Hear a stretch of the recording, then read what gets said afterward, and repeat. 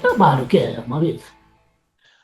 Ô, Riba, surgiu, né, uma demanda no mercado que é muito caro, né, para as revendas fazerem, é uma necessidade que o mercado tem, que é atender produtores. Então, você pode fazer isso de duas formas. Você pode criar uma central de inteligência, que é isso que a gente está oferecendo para eles, que a gente consiga coordenar todo o esforço, todo o contato que eles têm com os produtores, para a gente direcionar o que esses produtores vão fazer. E basicamente é simples. Algumas decisões, algumas informações, elas podem ser entregues por atacado.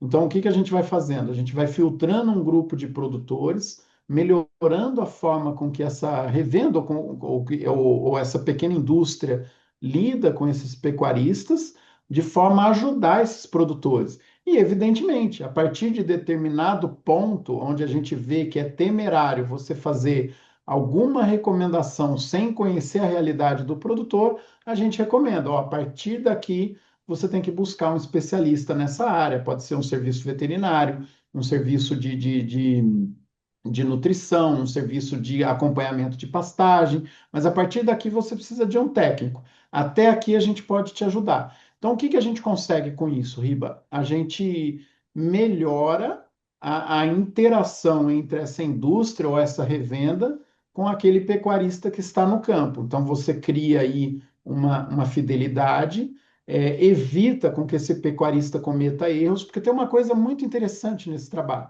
Ah, Fazer uma recomendação do que ele deve fazer sem ir lá na fazenda dele, geralmente é complicado, né? Mas algumas coisas a gente pode ajudar à distância. Mas geralmente, algum erro que ele está prestes a cometer, a gente consegue ajudar a evitar. tá. Então, isso faz com que o produtor cliente ele tenha uma capacidade de tomar decisões melhor em relação a não ter ajuda nenhuma. E com o tempo, evidentemente, isso aí vai se transformando num atendimento um pouco mais técnico, um pouco mais elaborado, inclusive em parcerias com indústrias. Então, a gente consegue, nesse ponto, Riba, linkar ou criar um cronograma de palestras, de cursos, de treinamento que pode ser feito com os fornecedores dessa revenda, ou no caso de Que pequenas é a indústria, indústrias, né? o que ela mesmo faz, inclusive com parcerias com indústrias que não são concorrentes. Então, imagina que você tem uma indústria de nutrição que está trabalhando esse contato com os produtores. Ele percebe que o produtor tem um problema de pasto. Traz alguém ali da área de defensivos ou de fertilizantes ou técnicos da região para fazer algo e interagir com esse produtor. Então, tudo isso são serviços que a gente pode prestar com muita qualidade, melhorar muito a base técnica da clientela e, evidentemente, ter uma gestão toda, né, de dados daquele cliente. Um dos pontos que a gente tem trabalhado muito, e claro, é tudo começo, né? Tudo um projeto que está se iniciando, é ajudar o produtor a administrar o estoque dele. Tá. Então, a própria revenda ou a própria indústria começa a ter noção, de acordo com a base de dados que tem, olha, Para você fornecer, né? exato. Você comprou determinada Sim. quantidade de sal para o teu rebanho, sal proteinado, da linha branca, né? Do sal mineralizado. Isso aqui tem que, pelo teu rebanho, isso aqui vai acabar lá na segunda semana de novembro. Então, vamos pensar na compra um mês antes, 15 dias antes, né? Vamos nos organizar para você não ficar no aperto. Enfim, é muita coisa aí que a gente vai lapidando de acordo com cada uma dessas empresas e organizando para a gente atender. E claro, né? Vamos criando uma pirâmide, né, Riba? Então, Sim. você tem uma série de serviços que a gente consegue atender só na base da pirâmide. A hora que esse produtor começa a evoluir, aí a gente começa a ter atendimentos personalizados e, evidentemente, isso aí vai entrar numa questão orçamentária, vai entrar num atendimento que você fala, puxa, o produtor tal não tem condição de arcar com esse serviço, vamos criar um grupo de produtores na mesma região para a gente tentar compartilhar algum atendimento técnico, quem que pode atender, tem alguma indústria que pode ajudar, enfim, nós vamos criando soluções justamente, Riba, para a gente combater um negócio que nós estamos alertando há muito tempo aqui na Tenagro, inclusive em aderência a esse debate ambiental. A pecuária, ela não precisa de transformação, como está sendo pregada aí há muito tempo. Nós estamos fazendo essa transformação há muitos anos. Professores, pesquisadores estão ensinando tudo que a gente precisa ser feito no campo há 50 anos. Produtores estão já adotando essas técnicas há 30 anos. O que está faltando é inclusão. Então, a partir do momento que a gente consegue prestar um serviço desse, via revenda ou via pequenas indústrias, nós estamos trazendo mais gente para o jogo, ou evitando que eles saiam. Então, na nossa leitura aí, claro, de uma maneira até um pouco romântica, a gente entende isso até como uma forma de prestar um serviço social que deveria estar sendo prestado por outro lado, só que está um buraco ficando aberto. Então, a partir junto com a iniciativa privada, a gente atende esse vácuo que está ficando aberto aí na política pública do Brasil, né? Perfeito. É, até por causa de problemas graves de orçamento para manter algumas entidades, né, que sempre foram tradicionais, né, nos estados, Uhum. até nos próprios municípios, né, com institutos aí que ajudavam demais e estavam próximos do produtor, né? E, e olha que legal o que você falou, Riba. É uma discussão também que a gente sempre tem claro. Aqui eu vou dar a minha opinião, né? O pessoal quer reestruturar a assistência técnica. É, Ótimo. Só que eu acho que o nosso problema, isso é minha visão, justamente pela participação das indústrias das revendas no campo. Não é falta de oferta técnica que é o problema, é falta de demanda. Então, a partir do momento que a gente cria um serviço como esse, junto com revendas e indústrias, nós estamos criando demanda, Riba. Por quê? Porque eu começo a despertar naquele produtor, ele vai lá, ele começa a ter essa interação e fala: puxa vida, eu preciso de um técnico. Só que eu não tenho recurso. Ele vai demandar do Estado. Se eu vou via Estado e crio as agências, né, invisto nas agências de assistência técnica sem criar demanda, com quem que esse cara vai competir? Ele vai competir com quem já está prestando serviço. Então, eu preciso criar demanda para a gente justificar o investimento na assistência técnica. E é isso que falta, é o produtor atento e buscar esse serviço, né? E é o que você falou, às vezes não tem orçamento ou não está conseguindo se organizar para disponibilizar esse orçamento, enfim, é um trabalho aí que a gente vê aqui na Tenagro, Riba, como algo muito promissor para os próximos anos, né? Então, um perfil que a gente tem aqui, às vezes a gente abre o trilho, né? E depois muita gente vai acabar fazendo, então isso é ótimo, né? Um uhum. mercado competindo em algo extremamente positivo aí para o setor, né? Aliás, você acabou de falar uma frase que foi dita ontem, num evento que eu fui aqui em Ribeirão Preto, que é um evento que estava falando a respeito da usina do futuro, né? Então, assim, foi um evento muito Uhum. bacana. A usina que nasceu há 300 anos para fazer açúcar, passou a fazer etanol, aí faz coisa para alimentação humana, animal, faz plástico degradável e tudo mais, né? E o sujeito falou a respeito de etanol, né? Tá falando a respeito de navio, avião, SAF, essas coisas todas. Ele falou assim, mas é importantíssimo o seguinte, a gente produz muito pouco etanol, a gente tinha condição de produzir muito mais etanol do que os Estados Unidos. Nós estamos longe de produzir como eles. Só que a gente precisa criar demanda lá na Sim, Europa, na Ásia, na América do Norte. A gente exatamente. tem comprador por etanol que a gente precisa produzir, né?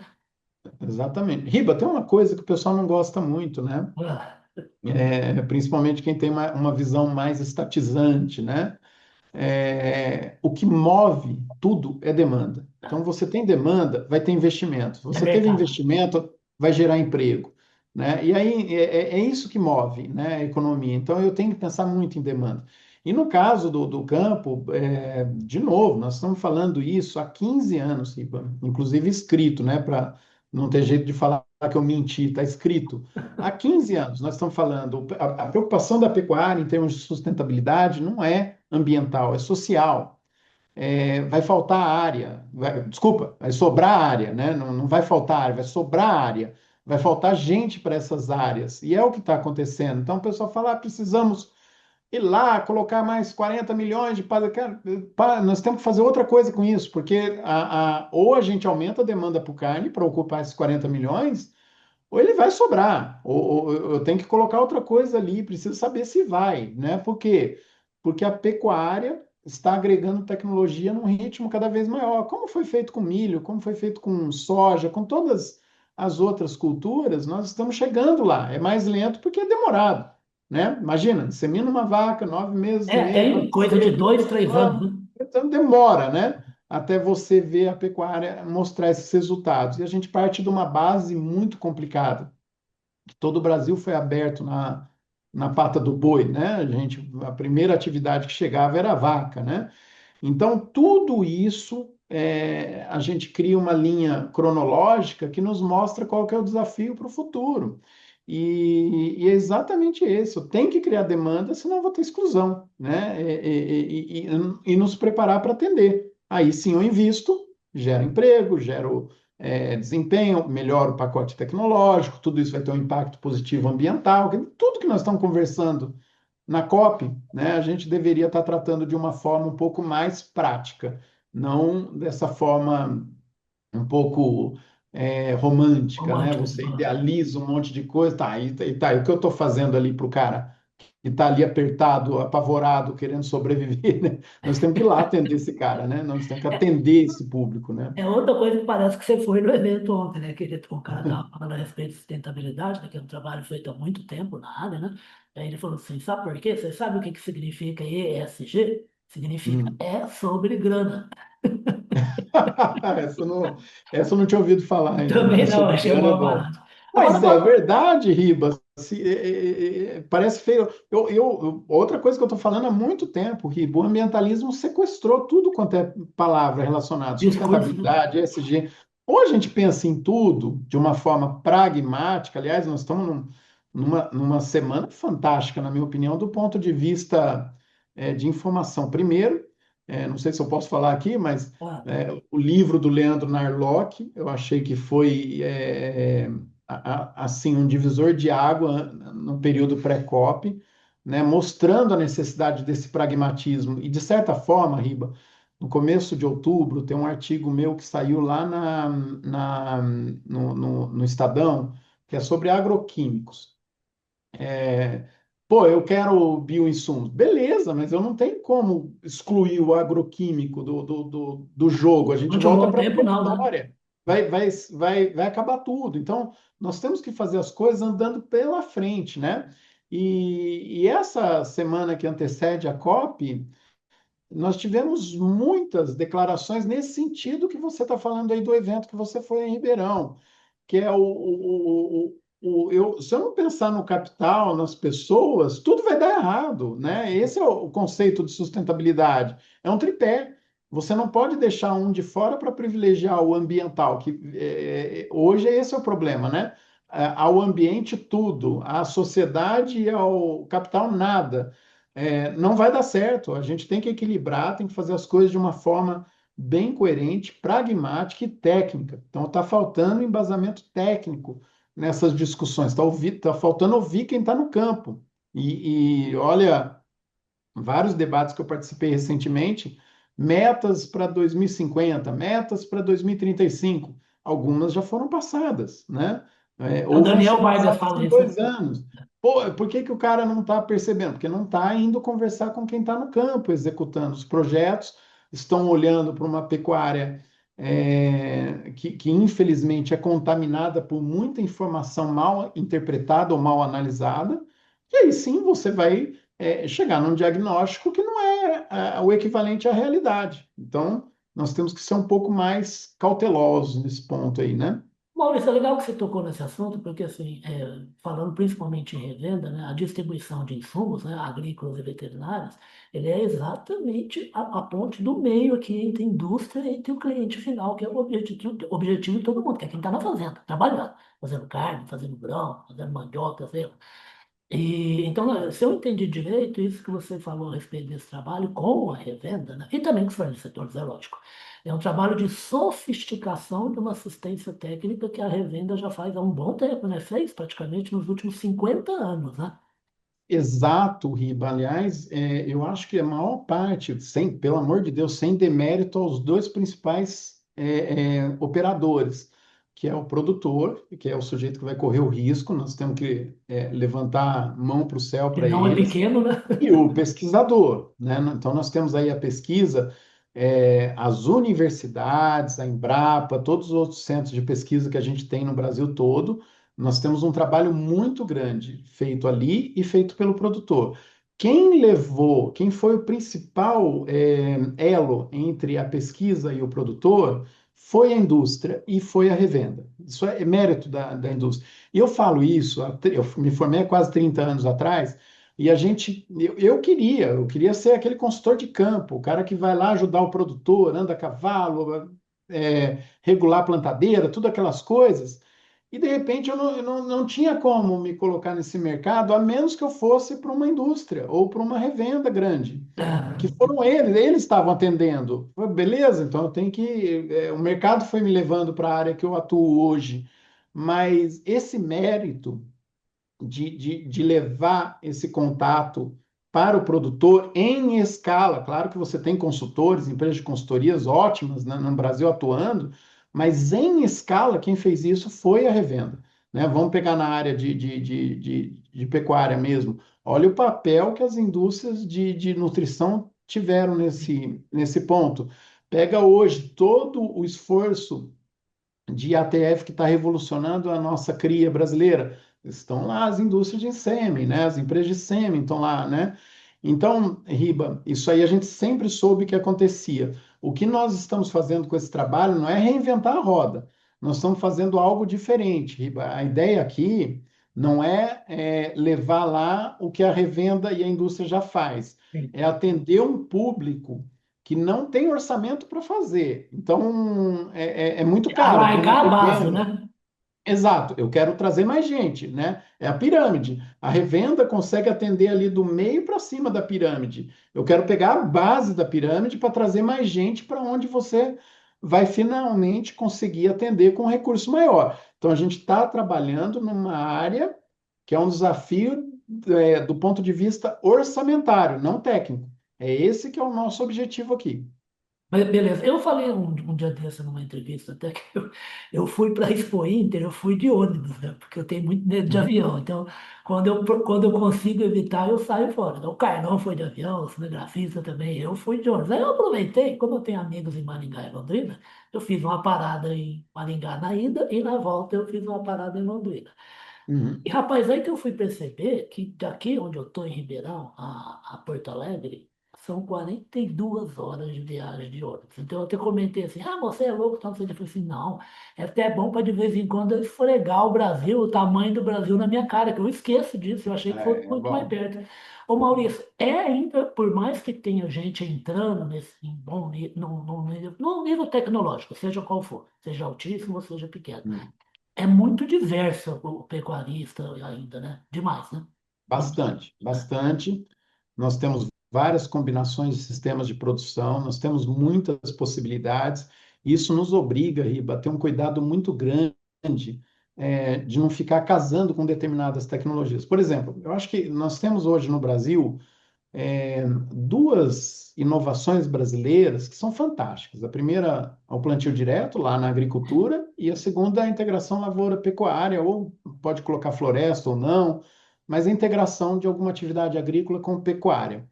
É, é incontestável o benefício, né? Mas Leva renda, né? na pecuária, criou-se um erro de comunicação, na minha opinião, que é focar todo o avanço, todo o ganho, todo o potencial na integração. E nós não vamos poder fazer integração em 160 milhões de hectares. Então, nós temos que começar a bater numa tecla da intensificação da pastagem como resultado solteiro, né? Vamos dizer assim. E imediato, né? Tratar o pasto como agricultura. E eu não posso nunca, na minha opinião, falar de sistemas intensivos associando simplesmente e exclusivamente à integração. É integração e intensificação. Eu preciso tratar desse assunto dessa forma porque eu estou deixando muita gente para trás, criando uma informação que ela está incompleta. Então, isso casa com a tua pergunta. Nós temos muitas. Bravíssimo. Tua pergunta não, mas é a afirmação, né? Nós temos muitas variáveis, muitas formas, muita combinação de sistema de produção, e eu tenho que tratar todos por igual para a gente não deixar ninguém desatendido. Senão, imagina, eu chego lá um produtor que já está fazendo uma intensificação gradual na pastagem dele. Aí, por algum descuido de comunicação, eu falo, não, você tem que fazer a integração. Ele deixa o projeto de intensificação para fazer algo que ele acha que vai ser melhor e acaba não sendo melhor, não porque o sistema é ruim, mas porque ele não está preparado para executar. Então, tudo isso que a gente pode levar para uma propriedade, para a realidade, eu acho que a gente tem que ter essa cautela, né? Questão de nutrição tem isso, nós estamos vendo aí, nesse momento, Riba, muita gente usando alimentos, ótimo usar alimentos, mas ele poderia estar tendo o mesmo resultado usando uma mineralização um pouquinho mais sofisticada, com um custo mais barato e um resultado similar. Então, é uma questão, de novo, é uma questão orçamentária. São tudo atendimentos que eu acho que a gente pode fazer para melhorar a eficiência econômica do produtor. Quanto mais eficiente ele for do ponto de vista econômico, mais acelerado vai ser a implementação de um projeto que todo mundo deseja, né? Nós queremos aí que ele ganhe Ele dinheiro para cresça, ficar na né? atividade, nós queremos que aumente a produção, então isso vai, como é que fala, favorecer a sociedade, que vai ter mais carne disponível, nós queremos que proteja o ambiente, então tudo que envolve toda a discussão moderna que a gente tem hoje em termos de produção, ela passa pelo aumento da produtividade, nós temos que focar nisso. Perfeito. Ó, eu dá vontade de chorar aqui, ter que cortar essa conversa, porque eu já falo mais que a boca ainda, né? O Maurício gosta de falar e é um sujeito que eu Né? bebo da sabedoria dele mesmo, formado Eu falo muito. falar, formado, como ele citou, é um engenheiro agrônomo, né? Formado na melhor faculdade de agronomia do mundo, né? Como eu costumo dizer, né? Uma das três maiores do mundo, Do universo, do né? universo. E que comanda aí agora a Atenago, e começando esse trabalho muito legal, muito bacana aí com a Revenda, que é a base aqui da nossa plataforma, a plataforma Agro Revenda. Eu queria agradecer demais aí, ó, tempo que você perdeu comigo aqui, mas eu gosto, eu sempre digo que jornalista, todo jornalista é ignorante, né? A diferença é que tem os que querem aprender um pouquinho e os outros que não querem aprender nada. Eu estou sempre aprendendo a te ouvir, tá, Maurício? Tomara que eu te encontre mais vezes aí, como a gente às vezes tromba, e volta aqui quando tiver em outros estágios do trabalho, para a gente contar para o pessoal da revenda. E queria saber também se, por enquanto, é um trabalho fechado, ou se tiver gente interessada que possa fazer contato contigo. Não, Ribas, se tiver interessado, entre em contato. Aliás, esse tipo de projeto ele só dura se a gente conseguir colocar escala, senão Ah, começa a ficar perfeito. muito caro, né? Quando a gente consegue colocar escala, ele acelera, a gente consegue atender de forma mais eficiente e vai ser um prazer. Pode entrar em contato aí com a gente que a gente conversa direitinho. Só queria te fazer uma correção, não perdi Ah, tempo nenhum aqui. Isso aqui é um investimento, um prazer enorme. obrigado, querido. E esse negócio da ignorância, tentar aprender, não é exclusividade dos jornalistas. Todos nós Ah, somos assim, né? graças a Deus que a E, gente pode, né? e, e até um depoimento que eu queria dar, né? Eu aprendi muito com as últimas 12 edições do Rally da Pecuária, né? A gente aprende muito quando a gente escuta quem está fazendo, né? Eu acho que esse é um problema hoje moderno. As pessoas tem muitos dados, muitas informações e acho que isso é conhecimento. Não é conhecimento ainda. Pode virar se você Aham. tiver humildade de falar com quem está executando. Então, acho que essa é uma disciplina boa aí para nós todos, né? Oh, que maravilha, para todos mesmo. E, aliás, também vou chamar o Maurício também para falar desse maravilhoso Rally da Pecuária, que é um levantamento de muita informação sobre o que acontece de realidade na pecuária, na fazenda, transmitido direto, porque executa o trabalho na fazenda. E isso realmente é muito importante. Maurício, super obrigado. Eu vou colocar na chamadinha da entrevista, quando tiver editado, o contato lá para o pessoal que quiser conversar com a Tenago, quiser conversar contigo e sua equipe, tá bom? Beleza, Riba. Muito obrigado aí pela conversa. Um ótimo bate-papo aí que nós tivemos aqui. Obrigado para mim, eu sempre acho quando é com você. Obrigadão, até a próxima, tá? Até a Tchau, próxima. tchau, querido.